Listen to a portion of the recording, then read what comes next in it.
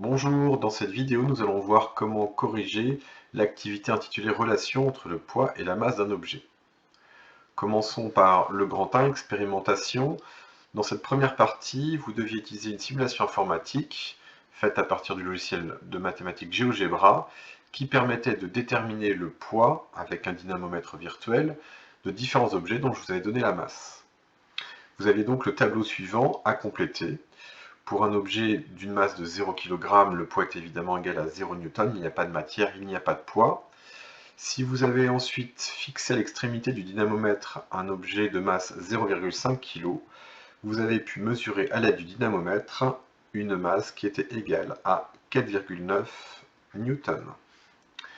Pour un objet dont la masse était de 0,8 kg, vous trouviez un poids justement, ne faisons pas l'erreur entre les deux, de 7,8 N. Ensuite, pour un objet de masse 1 kg, le poids correspondant était 9,8 N. Pour 1,2 kg, le poids correspondant était d'environ 11,8 N. J'arrondis légèrement les valeurs puisque pour les placer sur le graphique, cela ne sert à rien d'avoir des centièmes. Ensuite, pour une masse d'1,5 kg, vous aviez un poids de 14,7 N. Et enfin, l'exemple que vous avez mis dans la vidéo, pour une masse de 2 kg, vous aviez un poids de 19,6 N. Donc à ne pas confondre à chaque fois la masse qui s'exprime en kilogrammes, qui correspondait à la quantité de matière de l'objet, mesurée à l'aide d'une balance, avec le poids, qui lui se mesure en newton, puisque c'est une force, c'est la force d'attraction exercée par la Terre sur l'objet, et qui se mesure à l'aide d'un dynamomètre.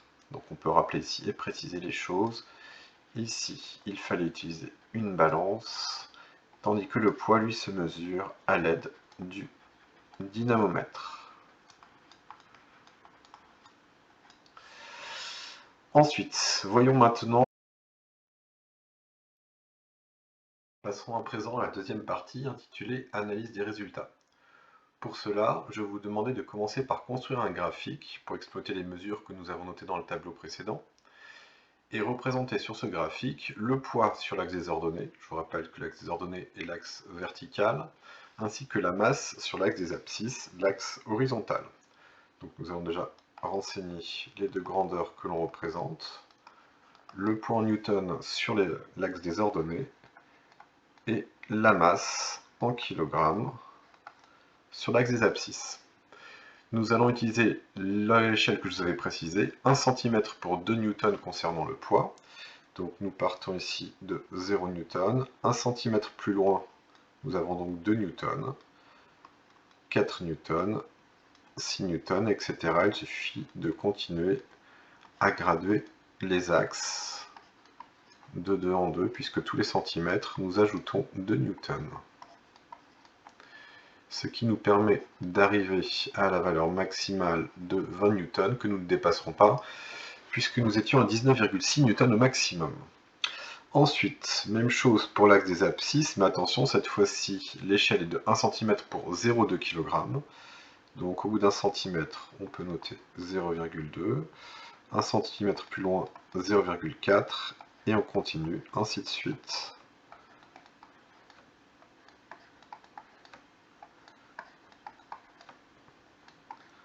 « 1,4, 1,6, 1,8 jusqu'à la valeur maximale de 2 kg.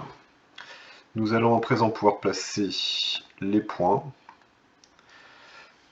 issus de nos mesures. Premier point facile à réaliser et à placer. Pour 0 kg, le poids était de 0 N. 0 kg, c'est pas d'objet, donc pas de poids. Ensuite, première valeur, nous avions une masse de 0,5 kg, donc 0,4, 0,6, 0,5, nous sommes ici en plein milieu. Nous avions un poids correspondant de 4,9 N. Donc nous montons le long de la verticale, 2 N, 4 N. Ensuite, les petits traits vont aller de 0,2 en 0,2, donc 4, 4,2, 4,4, 4,6, 4,8, 5, nous avons donc 4,9 qui est juste ici. Nous plaçons les points suivants. Pour 0,8 N, autrement dit 0,8 kg, pardon, nous nous retrouvons avec 7,8 N. Il suffit de monter ici, et 7,8 N, c'est une petite graduation en dessous de 8. Nous avons ensuite 9,8 N pour 1 kg. On se retrouve exactement ici. Ensuite, 11,8 N pour 1,2 kg. Ici. Il nous reste à placer deux mesures, 1,5 kg ici, avec une valeur de 14,7 N.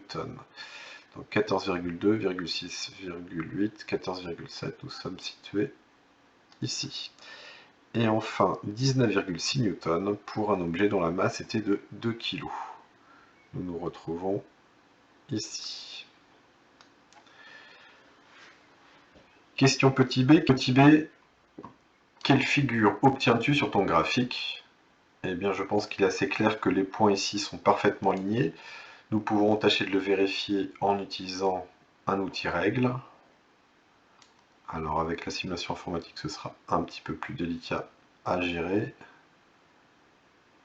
Mais vous, sur votre feuille, c'est plus simple. Et on constate effectivement que les points ici sont bel et bien alignés selon une droite qui passe par un point important, l'origine. Mathématiquement, vous avez appris cette année que cela se traduisait par un lien qu'on appelle un lien de proportionnalité. Autrement dit, ce que signifie cette droite ici, c'est quelque chose de relativement simple, c'est-à-dire que si je prends une valeur donnée, par exemple une valeur ici pour 0,6 kg, j'obtiens un poids qui est d'à peu près 6 N, presque. Si jamais je double la masse de mon objet, avec donc 1,2 kg, je me retrouve avec un poids qui a doublé. Si je triple la masse de mon objet, je me retrouve avec un poids qui lui aussi a triplé. C'est ça ce qu'indique cette relation de proportionnalité qui s'obtient forcément en ayant une droite qui passe par l'origine sur un graphique.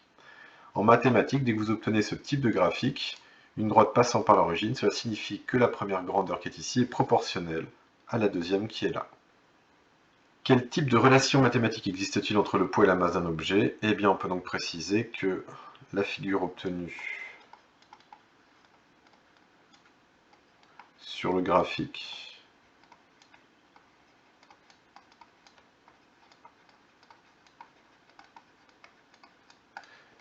est une droite passant par l'origine, c'est-à-dire c'est une fonction linéaire.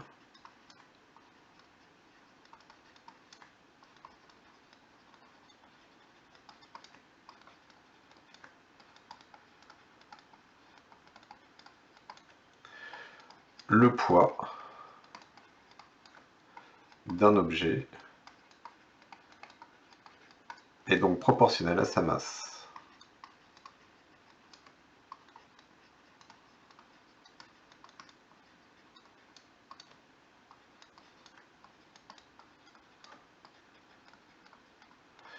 Ce qui, je vous le répète en d'autres termes, signifie que si vous doublez la masse, le poids sera doublé. Si vous triplez la masse, le poids sera triplé. Le poids d'un objet étant proportionnel à la masse de celui-ci, nous allons à présent pouvoir calculer le coefficient de proportionnalité qui relie ces deux grandeurs.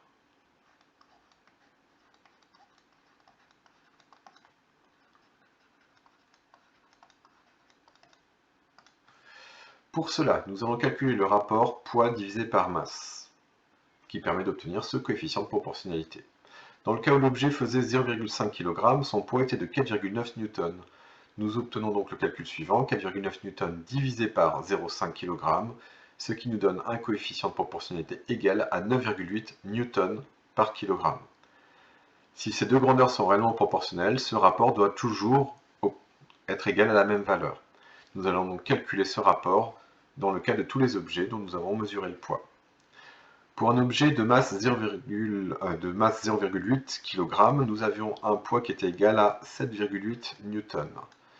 Avec votre calculatrice, vous faites le rapport 7,8 divisé par 0,8 et vous allez trouver 9,75 N par kilo. Nous avons donc deux valeurs très proches. Dans le cas d'un objet de 1 kg, le calcul est rapide à faire. 9,8 divisé par 1, on obtient là 9,8 newtons par kilogramme. Pas besoin de calculatrice. Pour un objet dont la masse était de 1,2 kg, le poids était de 11,8 newtons. Vous faites le calcul et vous obtenez cette fois-ci une valeur qui est à peu près égale à 9,83 newtons par kilogramme. Nous continuons avec un objet de masse 1,5 kg. Cette fois-ci, nous obtenons donc 14,7 newtons divisé par 1,5 kg, ce qui nous donne 9,8 newtons par kilogramme. Et enfin, pour un objet dont la masse était de 2 kg, son poids était de 19,6 newtons, ce qui nous donne un rapport égal à 9,8 newtons par kilogramme. Nous constatons bien que cette valeur, à quelques petites variations négligeables près, est toujours la même. On a donc bien ici trouvé le coefficient de proportionnalité. Ce rapport P divisé par M, si jamais vous avez été attentif au départ, vous avez pu remarquer dans la petite note ici qu'il correspond à la valeur de ce qu'on appelle l'intensité de la pesanteur. Sur Terre, sa valeur est de 9,8 newtons par kilogramme, comme nous avons pu le vérifier avec nos mesures. Si nous voulons donc proposer une relation mathématique qui relie le poids P d'un objet à sa masse petit m et à l'intensité de pesanteur G, qui est donc le coefficient de proportionnalité, nous pouvons donc proposer le modèle suivant. Le poids d'un objet s'obtient en prenant la masse de cet objet et nous multiplions par le coefficient de proportionnalité, ici qui se note G. Attention à ne pas confondre ce G, l'intensité de pesanteur terrestre, avec le G qui correspond au gramme. Nous avons donc ici déterminé une loi qui modélise le lien entre le poids et la masse d'un objet.